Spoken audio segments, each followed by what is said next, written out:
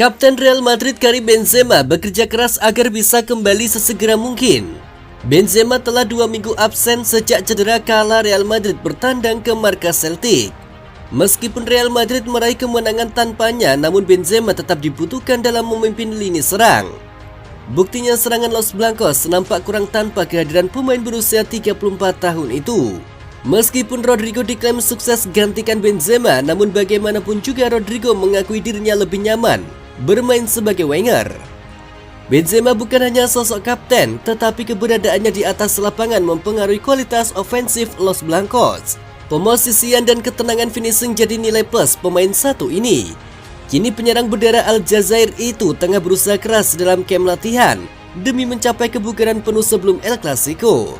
Menurut Diario AS, Benzema, Carlo Ancelotti dan pelatih fisik Antonio Pinto sepakat meningkatkan beban pada lutut yang terkena bursitis. Langkah ini untuk membiasakan kaki sang pemain merespon gerakan dengan tujuan menghilangkan nyeri akibat pembengkakan.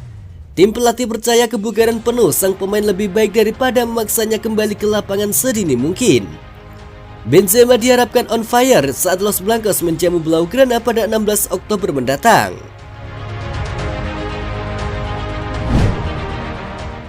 Federico Valverde menjelma dari gelandang tengah menjadi penyerang sayap yang cemerlang di Real Madrid.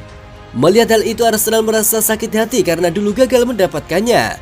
Fede Valverde dalam 2 musim terakhir mencuri panggung. Dalam polesan pelatih Carlo Ancelotti musim lalu, dirinya menjadi gelandang tengah Real Madrid yang tangguh.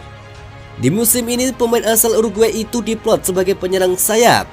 Hasilnya pun memuaskan. Valverde mampu mengemas 3 gol dari 6 laga di Liga Spanyol sejauh ini. Valverde yang masih berusia 24 tahun, menurut Ancelotti ia masih mampu berkembang lebih jauh.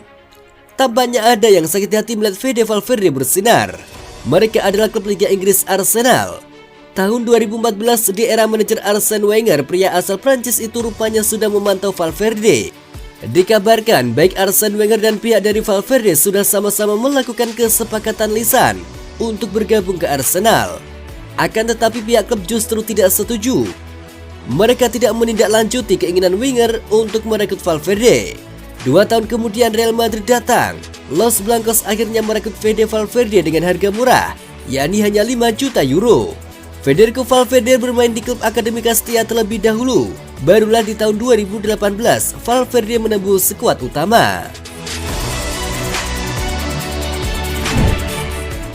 Marco Asensio diplot sebagai penyerang tengah saat timnas Spanyol berhadapan dengan Swiss dalam lanjutan UEFA Nations League Grup A2. Walaupun penampilannya begitu mengesankan, tetapi Asensio layak dipertimbangkan untuk bermain di posisi yang sama di Real Madrid. Spanyol saat itu turun dengan formasi dasarnya 4-3-3. Hal yang berbeda dan menarik dari laga tersebut adalah susunan trisulanya. Asensio berada di posisi nomor 9. Pemain berusia 26 tahun itu diapit Pablo Sarabia di kiri dan Ferran Torres di kanan. Eksperimen itu ternyata lancar dijalankan oleh Asensio yang seringnya bermain di posisi sayap.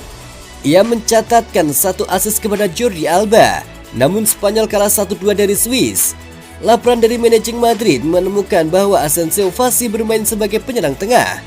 Dari heatmap yang dikeluarkan Viscott, Asensio memang sering bermain lebih dalam dan seperti bermain di posisi nomor 10. Detail-detail statistik lain dari Asensio menunjukkan bahwa ia layak mencoba bermain di posisi baru. Masalahnya Asensio punya situasi yang berbeda di Real Madrid. Laporan yang sama menyimpulkan bahwa Asensio harus diberi kesempatan bermain di posisi tersebut beberapa kali. Hal ini akan menguntungkan Madrid dari satu aspek, yakni nilai jual Asensio. Jika Asensio ternyata bisa fasih bermain di penyerang tengah, hal ini akan membuat nilai jual Asensio bertambah.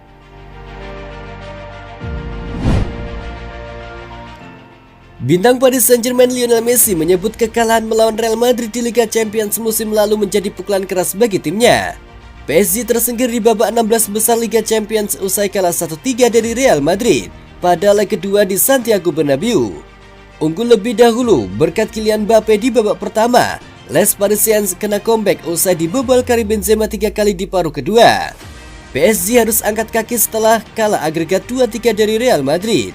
Padahal pada pertemuan pertama mereka sempat menang dengan skor 1-0. Tim yang kalah itu dibesut Mauricio Pochettino niscaya tak bisa menyalahkan siapapun kecuali dirinya sendiri. karena memberikan 2 gol cuma-cuma ke sang raja Eropa. Dalam sebuah wawancara di Meksiko baru-baru ini, Messi berbicara tentang apa arti kekalahan itu. Messi mengaku bahwa melawan Real Madrid memanglah sulit.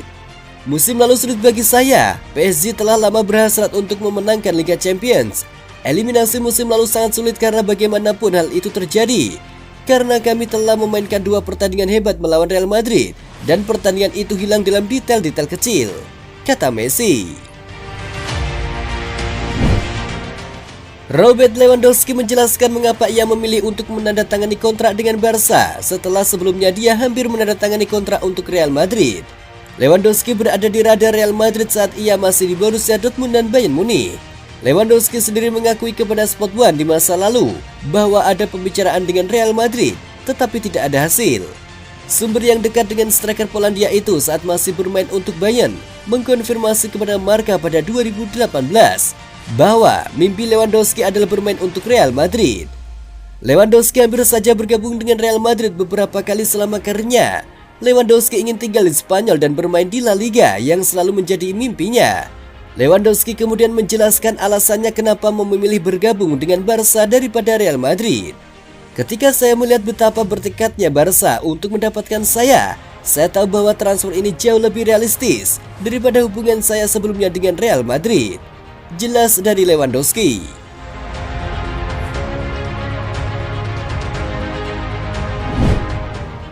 Real Madrid dikabarkan sedang memantau bakat-bakat di Amerika Latin untuk mencari pengganti Casemiro. Ada nama Joe Gomez yang muncul ke permukaan. Los Blancos dalam 1 dekade terakhir hampir tak pernah gagal dalam pemburuan pemain di pasar Amerika Selatan. Rodrigo, Vinicius dan Casemiro semuanya tiba di Bernabeu dengan berhasil menjadi tumpuan di tim utama. Casemiro kini sudah pergi ke Manchester United di musim panas tahun ini. Real Madrid harus mencari pengganti yang sepadan dan pemburuan pemain tampaknya sudah dilakukan. Menurut ESPN, Madrid sedang memantau Joe Gomez selaku gelandang Flamengo. Beberapa klub Eropa juga mengawasi pemain berusia 21 tahun itu, termasuk Liverpool dan Manchester United. Real Madrid punya keunggulan tertentu dari klub-klub lain yang juga meminati Joe Gomez. Raksasa Spanyol itu juga dikabarkan sudah memulai perbincangan terkait Gomez, meski belum jelas apakah pergerakan konkret akan dilakukan pada Januari atau musim panas mendatang.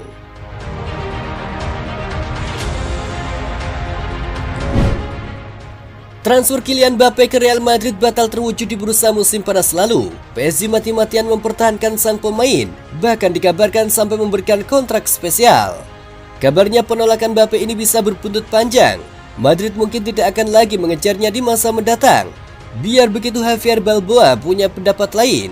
Ex pemain Madrid yang kini jadi analis ini meminta pihak klub untuk tetap mengejar Mbappe. Menurutnya Mbappe berada di bawah tekanan besar musim panas lalu. Wajar jika keputusannya keliru, dan dia yakin bahwa situasi seharusnya bisa kembali membaik dalam beberapa tahun ke depan. Balboa berharap Madrid mau mengejar Mbappe dalam 2 tahun ke depan. Saat ini situasi mungkin juga sudah lebih baik, terlebih jika Paris Saint-Germain masih gagal di Eropa.